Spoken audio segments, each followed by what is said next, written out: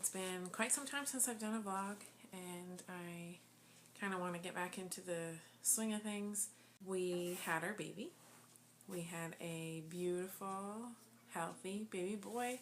He weighed in at 5 pounds 7 ounces and was born on December 17th.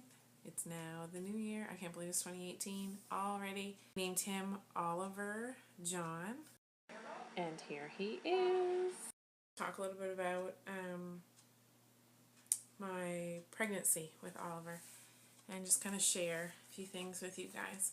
Normally I'm followed by an OB the entire time because of my Crohn's disease, so I always have what they call high risk pregnancies. So they always just want to monitor me because of the medication, make sure the baby's growing and is healthy and so on. Each time when we had Victor, and now whenever we had Oliver when I was pregnant, we opted to do a test called the maternal serum screening. We had that test done, and one Sunday morning back in August, we were on our way to church and I had gotten a call from my OB on a Sunday morning, which is very weird.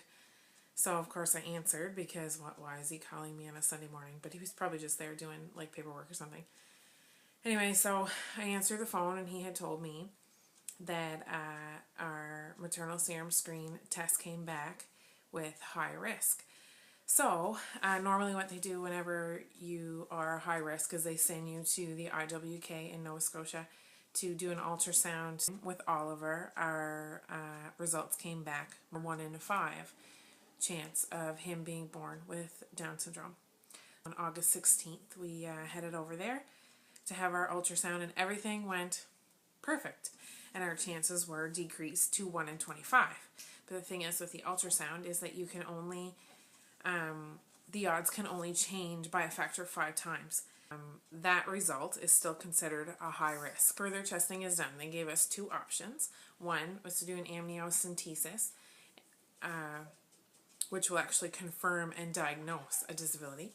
And the second option is non-invasive prenatal testing, a blood test, another blood test from me.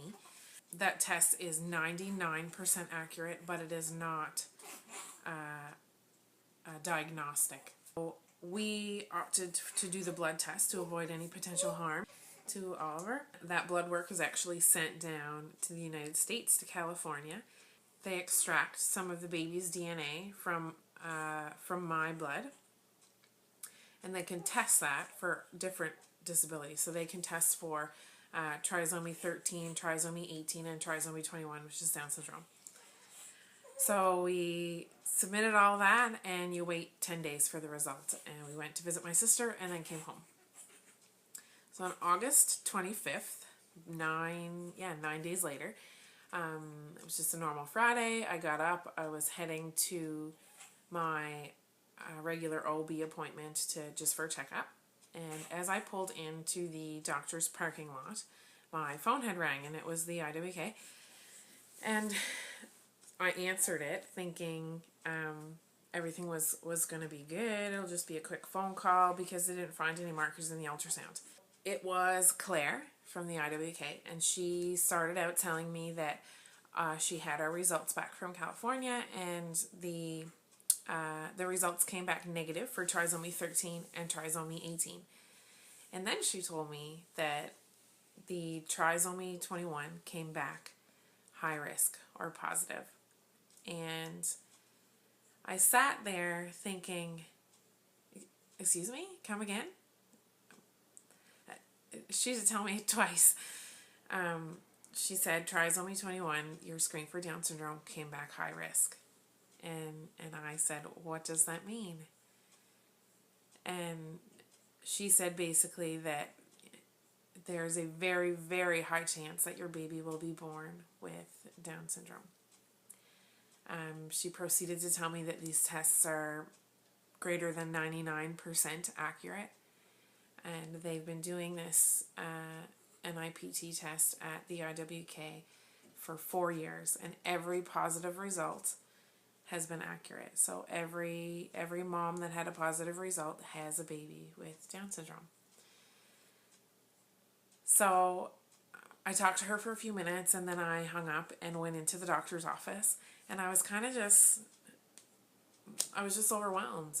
I just sat in the doctor's office kind of in a daze and went in to see him, and he asked how the IWK went, and I told him that I literally just got the phone call with the results, and I told him, and of course his response is, "You can terminate." And that hit me like a ton of bricks. I mean, I know that's their job. They have to give that option.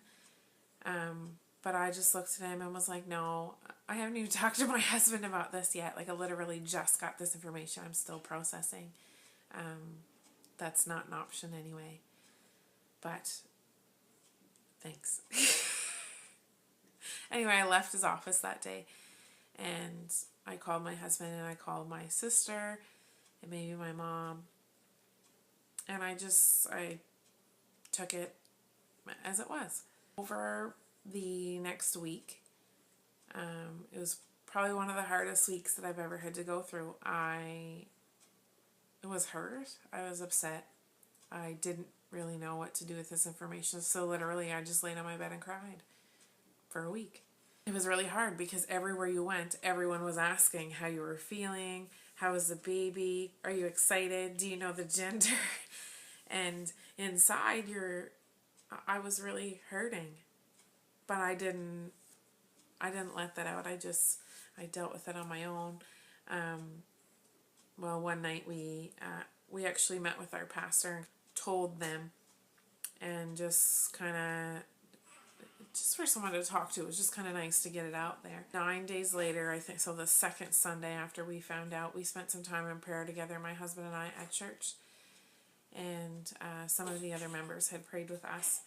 And we felt really strongly after that day that our baby was healed. I had no idea really what that meant, whether that meant our baby had Down syndrome and he or she, because we didn't know the gender, no longer did.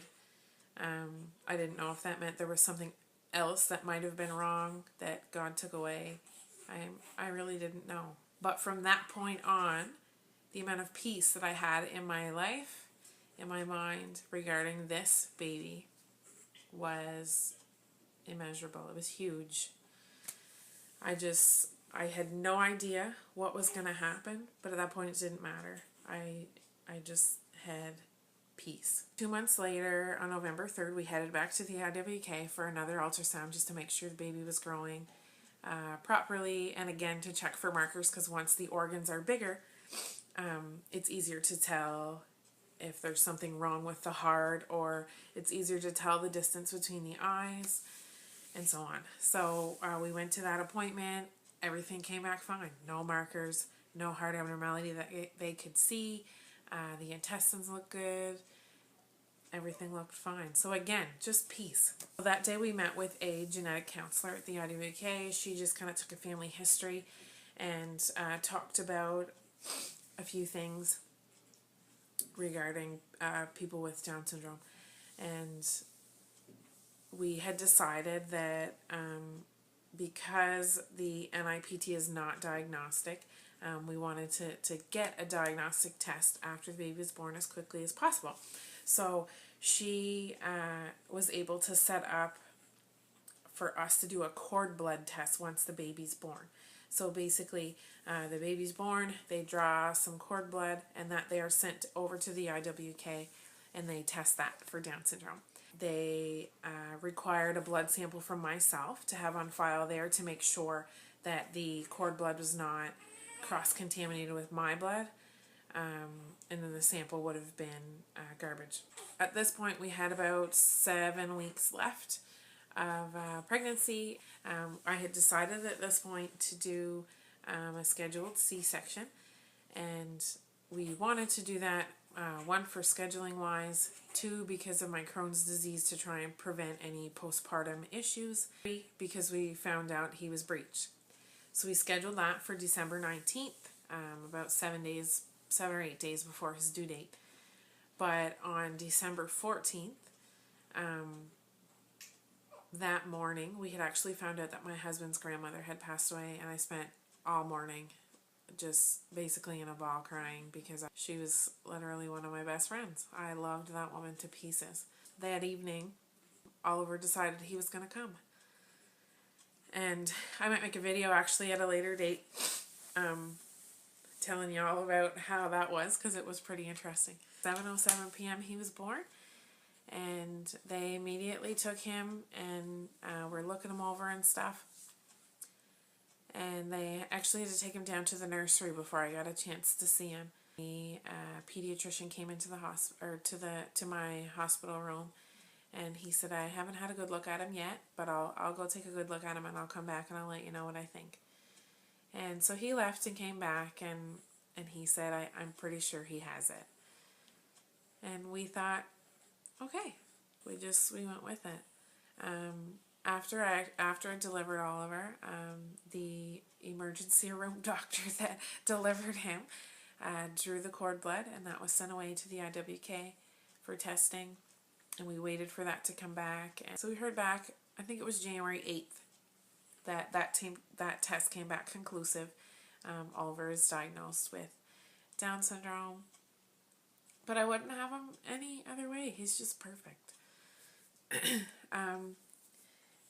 So after he was born, we were transferred the next day. We had him in Summerside, and we were transferred the next day to Charlottetown because there wasn't enough room in the nursery in Summerside for him.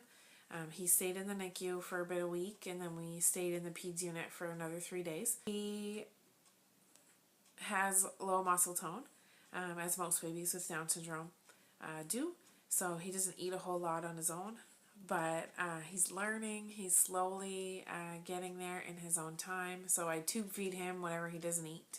And that, my friends, is Oliver's story. Our boy is sleeping right now, but here he is. He's up to 8 pounds 7 ounces, so he has gained 3 pounds in his short lifespan thus far. But here's my sleepy, sweet boy. Thanks for watching.